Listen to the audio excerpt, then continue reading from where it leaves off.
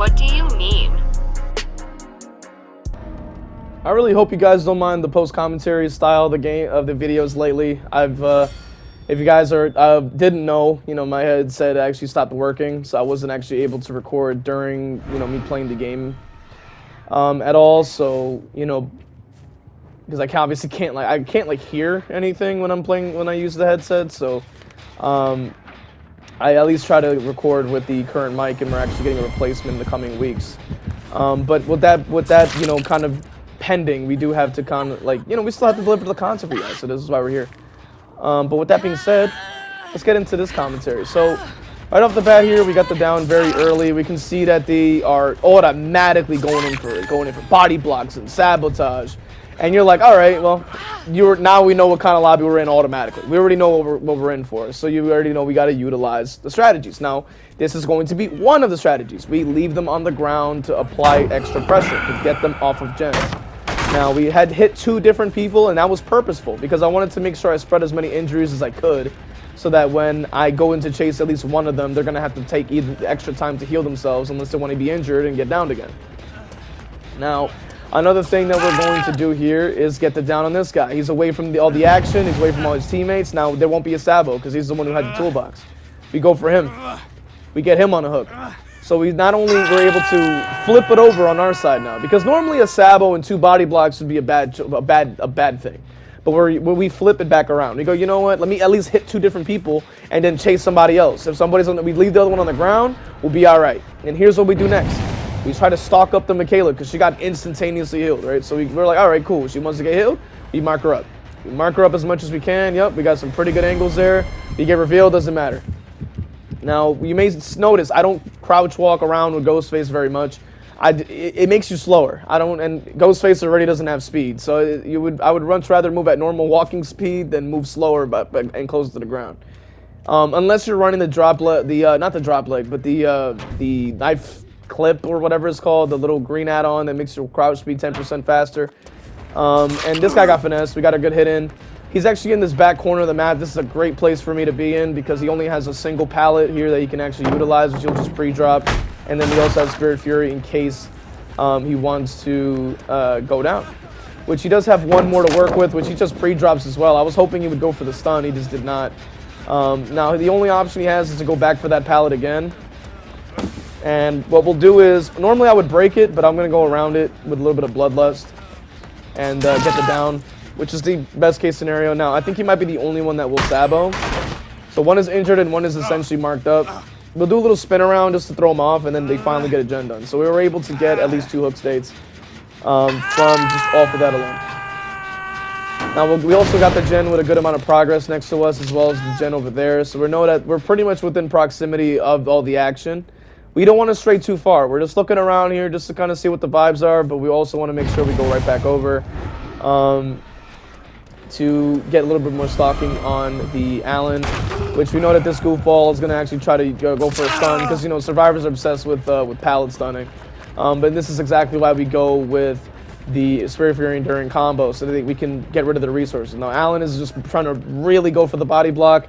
We can use that to our advantage because you notice he's already like 80%. So if we want to kill him, we can.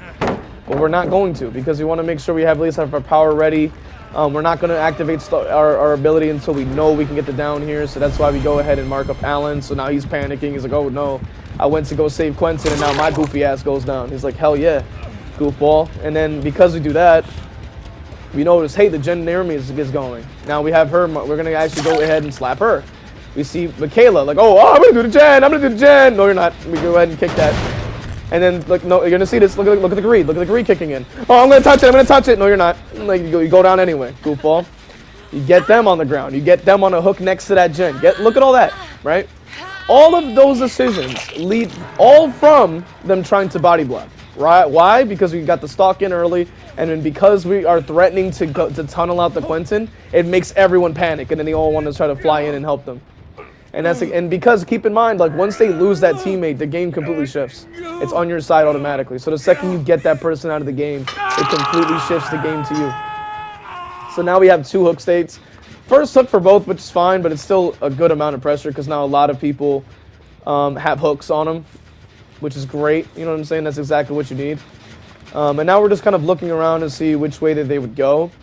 A little bit of a fumble because I'm walking a little too far away from the hooks, so they are able to sneak by and get the save. But we actually wanted to at least go for Quentin or go for somebody else. We're actually trying to get more stalking on Alan just in case he gets healed. And then we actually go after him because he seems like he's pretty lost. But then I figured, wait, we can get a second state here. Now here's where I fumble, right? Because we know they're about to reach the second state. I was more so afraid of the mechanic, but they already closed in by the time I got there. That was my fault. I shouldn't have done that. I should have stayed close by, and then I would have actually been able to see Feng closing in, and that would have actually allowed me to get the second state on Michaela and actually kill her sooner. But because we are having Deadlock active, we are next to the gen with the most progress, we are able to utilize this as well, right? We can use this to leverage it. Like, okay, cool, we got Deadlock blocking the gen with the most progress. We hooked them next to that gen with the most progress. So we can defend the gen and defend the hook at the same time. And this is why it's so important, because now they have to start a brand new gen if they want to actually try to apply more pressure, right? And then that's exactly what we need. And then while they're doing that, while they're running around just like in La La Land, we can go ahead and get more stalking on the Feng there. Now I'm getting revealed despite me being behind cover. It's fine. We weren't really trying to fully mark anyway. We just wanted to get enough so that in case they go for a body block, we can immediately eliminate that option. We once again go for the Michaela, who is running into a dead zone. And because they're running into a dead zone, this is once again a guaranteed kill. Despite the fact that I could have done that, I could have gotten her out a little bit sooner. It's fine because we do know that she's a weakling, and we can actually get her out of the game because of Quentin's constant pre-throwing earlier. And then because we're able to get them out at the 3 gen mark, this completely shifts it. Now we know Alan is still injured. He had a med kit in his hand, so I would have figured he would have tried to heal himself. But that doesn't really seem like the case. But he is about halfway stocked, and this is why I constantly will recommend any Ghostface player, do not, I repeat, do not run Sloppy Butcher and Nurse's Calling. Please do not run those perks on Ghostface. It's just a disservice to yourself and disservice to Ghostfaces all around the world, because it's just like ridiculous how bad that combo is. And we'll make a video on that in a while. But for now, we're focusing on this. We got her marked up. We got her down. Quentin literally has to run away because he is quite literally going to his death hook. So he cannot take a chance with that. Now, once again, Deadlock will show us the gen with the most progress. We poke them right next to it again. Then we let it regress, and then we just defend the area again. With a killer like Ghostface and other M1 killers, it's a lot about defense. You cannot spend too much time pushing too many chases in the sense that chases you can't win, I should say. Here, we're going to go for the mark on him. We know that he has a med kit. I would figure he would want to go for a heal. We have him marked up in case. We also allow him to reveal me, so I'm able to actually get him 99 as well. Now, if he tries to body block, which I think he fumbled that, she started sidestepping like a goofball. I don't know if that's to try to like throw me off. I figured she may have had dead hard. We just knock her down in the pallet. Because either way, I'll get the pallet out of it. She has to drop it. She's literally has to. She has no choice. Unless she wants to die, which she gets hooked again. Now we have 2 people 99 already. Of course they pump out the gen. You know what I'm saying? They're going to stack on the gen because they think that rushing it out is going to magically change the outcome. It doesn't. Now, here's where it kicks in. Because if we have 99% on a person with a med kit and they're injured still, we want to make sure we can at least get the mark in, because they do have a syringe. The syringe normally takes about 24 seconds to activate. But keep in mind that we are still an M1 killer who can't really speed up. So if they somehow are able to survive for the 24 seconds, we still are able to have the expose active. Now, he's busy panic dropping every single pallet he sees, which is fine. We're just creating a bigger dead zone all across the map. This area, I think, only has 1 pallet active, so we can pretty much just get rid of it with our Spirit Fury. I figured he would want to actually drop it on me to try to stun, but he got greedy and got himself killed anyway. And especially with this build, we don't respect pallets. It's just not worth respecting. Now, obviously, don't be a goofball and get stunned with the Spirit Fury when they're not even injured. That's just a waste of your perk. Why would you even do that? I saw somebody do that. I didn't even understand why they even ran the perks to begin with at that point. I was like, what are you doing?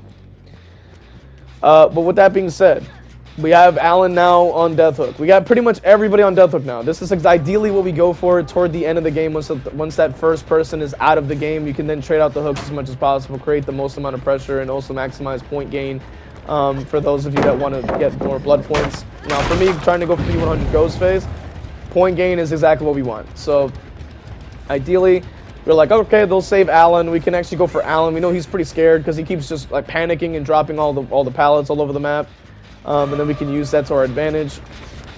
And keep in mind that this is the same match where they started, where they got the Sabo, they got the body blocks, and trying to prevent me from getting hooks. And then once we start bringing in, we start putting our foot down. We get the strategies going. We utilize their weaknesses. It completely shifts the game. Now it's my game now.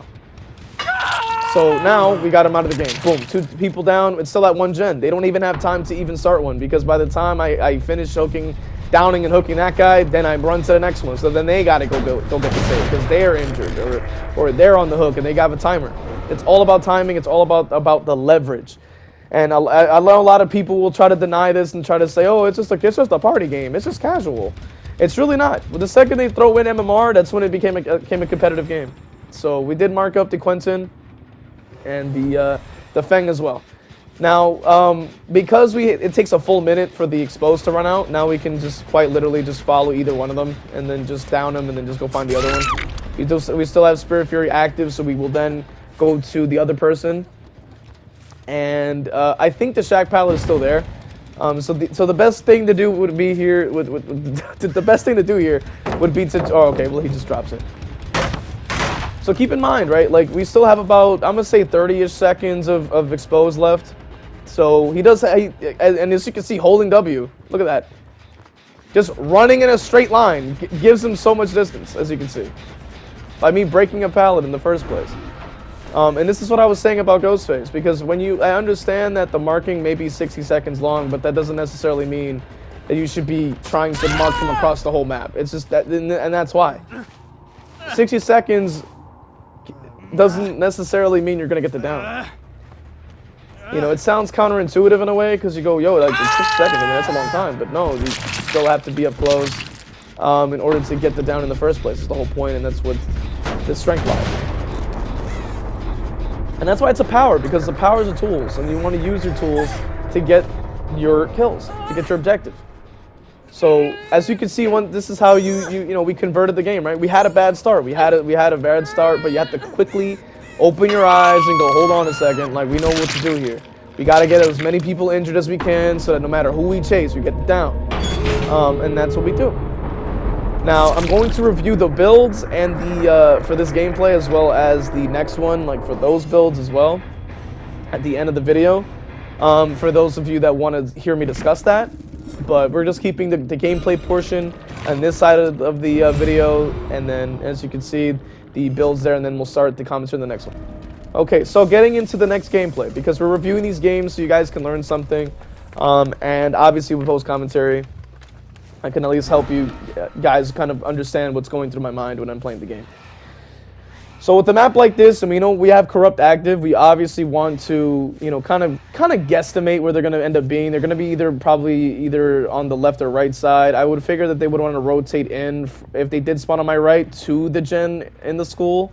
And because they actually did do that, we're going to try to crouch here early, just so that we don't try to make too much sound, waste too much time, and then we just start leaning off of this locker.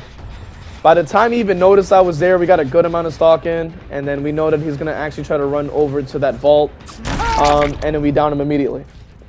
Now, thankfully, the game registered that I got the down there, because a lot of the time it may not even let you get the swing. It'll say you whiffed or something. So it was really good that I was able to read that vault and get the down, and then we put him into what I would consider one of the strongest basements in the game. Which is I call this the double, the double layer, you know what I'm saying? Because you get the school already has that top level with the street level, then you have the cellar area here, like the basement kind of, and then you have the actual basement of the map right below that. So you got you got 2 layers of building before they can even get to him in the first place, which can at least buy you time to be able to get anybody out of the game sooner. So now we're gonna get a little bit of stalking on them. We know they're just gonna try to pre-run because they hear music or whatever have you. You already know how that goes. But we have the leverage on our side here. Now I had a feeling that they would want to go in from around somehow. They would try to quietly get in the school and try to go around and get the save. They already got the gen done, so they're gonna try to close in for the save. So this is what we try to do here. We try to go down here. We're going to activate our ability so that we can stock up the savior. Because when we stock up the savior, if you try to body block, it's not going to matter. And that's what we want. The strength in GHOSTFACE is what you can plan ahead. Now, obviously, with this guy, you know, he was just bum rushing to get his live out, but that's exactly what we need. Now, if he drops that pallet or doesn't, we still get a god pallet out of it. He still doesn't really make anything. And we knew that there would be somebody else here because they already finished the gen. So due to them finishing the gen, they were going, okay, cool, now we can go save. Now, she wasted a god pallet.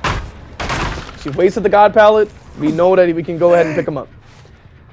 And that's good. This is the way to do it. And then we bring them right back to the basement because this is one of the most difficult basements to actually go to right here for the survivors because we can literally defend it so well. Even though, despite the fact that it has at least like 2 different entrances, we still have the opportunity here to buy us enough time because we put them.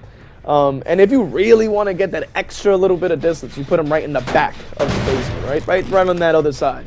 But we wanted to quickly just hook them just in case of anything, you know, could be flip-flop or something, you know, we gotta be careful.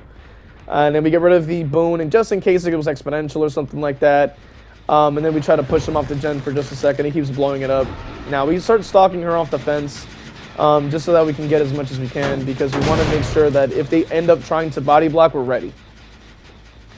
Because we have the timings on our side, the leverage is on our side. We want to make sure that we can try to make it as difficult as possible for them to leave the school, because this is the way we're getting a kill out of the game as soon as humanly possible, because of how simple it is for them to get gens done. Now we see there that once again we get enduring value, which is a wonderful perk. I love enduring, and he does rage quit, which is honestly amazing. I love when they do that. So we then can get the bot out of the game. So that leaves them with 3 gens to go. And a person already out of the game, and that's exactly what we need. And a lot of people already have stalking, and this is where I see the strength of GHOSTFACE kicks in, because you can maintain the stalking on as many different people and utilize that to pinpoint your strategy. So from here we mark up the Nancy. We're actually going to completely mark her because I figure the gen's already going to get done anyway. There's no way I can actually stop it. So I figure why not just go after the one who and get it down anyway, which we had Spirit Fury ready to go. They didn't even know I had it. Now the difference is she had Smash It, but she doesn't really make anything else from here. So, and I'm assuming she's panicking, so she ends up just going down anyway, which works out in my favor. Now we already knew they were going to finish a gen. Gen speed is incredibly easy. You know what I'm saying? Keep in mind that 1 single second of the game passing is 1% of the gen getting done. So it really does not require any skill to actually do a generator at a quick rate. It just isn't. Now we're gonna get more stalking on the Felix here. We let him reveal. I really could care less. We just want to get him stocked up as much as we can and start trying to trade up the hooks ideally. Now what we're doing here is sort of just kind of keeping him distracted while the Claudette goes for the save. We're actually gonna go around and see if we could maybe try to stalk him some more, but ideally just get rid of these walls. So if I ever do have to chase in this area, it'd be a little bit easier. Because we were spending most of the game around the school area. Now they do get the save, we go after Nancy again. And the reason for that is because she's the only one with hooks. So in order to apply the most amount of pressure, the maximum pressure, you know what I'm saying, to create diamonds with, is literally trying to go after that person who's already been hooked and injured, because it applies the most. They're the easiest to go down because they're already injured, and they're also the ones that are going to get to second state, which gives them a timer. All this type of stuff is important to keep in mind when you're going after certain survivors. If you lose track of your survivors, you lose track of who's been hooked, you lose your game. It's just a plain and simple equation. So I figured they might want to run inside, but they're running all the way around, which is kind of not a good idea. I don't think that's a smart move. They're already injured. And she's just obsessed with running around the outskirts, so we actually go vault in. And we're actually pushing them back around this way so they can make a bad vault, which we get them down anyway. Because we knew that they were going to go for that vault. Because remember, they're panicking, they're injured, they're going to get to second state. They're not really thinking straight. And keep in mind, though, that we corralled them to go into that direction that they don't want them to go into. They themselves don't want to make a bad vault. That's why they attempted to fast vault. But that's exactly why I was ready for it and gotten it down anyway. But keep in mind that that's also, game awareness and also understanding that what you want them to do. And that's all within keeping in mind what your strategy is, what you're trying to make them do. Now, the other two survivors are quite essentially just one shot. So no matter whoever goes for the save, we can literally just down them and then actually get Nancy out of the game, or hook that person, then get Nancy out of the game later. But she actually does end up quitting. And this is the why I say to why I utilize the strategies and why I do what I need to do to win in the game is because we are utilizing these different things to leverage the game. Because if I were to go around and trade the hooks and make sure everyone has a fun time and everybody gets one hook and then we go right back around, and by the time that gets done, last gen's done, you hear the alarm go off or whatever, the horn or whatever, and then the game's over. You already lost. And now if I was playing Blight or something like that, I can do that, right? Because Blight, Nurse, I can do that, right? But we're playing Ghostface. Keep in mind that our power essentially consists of staring at them and then, hopefully getting close enough to get the one shot. Now, I've spoken to people that want to claim that, oh, the strategies aren't important, you don't have to do that in my lobbies, oh, this, that, and a third, and then you realize, wait, they don't even play Killer. They play Killer every once in a blue moon, and then they want to try to tell a Killer main how to play the game. You're a Survivor main, stop. You know what I'm saying? So don't never listen to people trying to tell you anything differently, anything wrong. It's not wrong to play this way with, it's literally a play style. It's literally playing strategically. This is what pro players do in competitive DBD. And it's not frowned upon in that setting, right? It's not frowned upon, but I'm just utilizing the same strategies in a different setting. All of a sudden there's a problem. It doesn't make any sense. It doesn't make any sense. And people can say it's a casual game. I mean, it's a casual game depending on the level of matchmaking you're at, I would say. Because once they added skill-based matchmaking, this is what you end up getting. You're going to end up getting sweaty lobbies. This is how it works.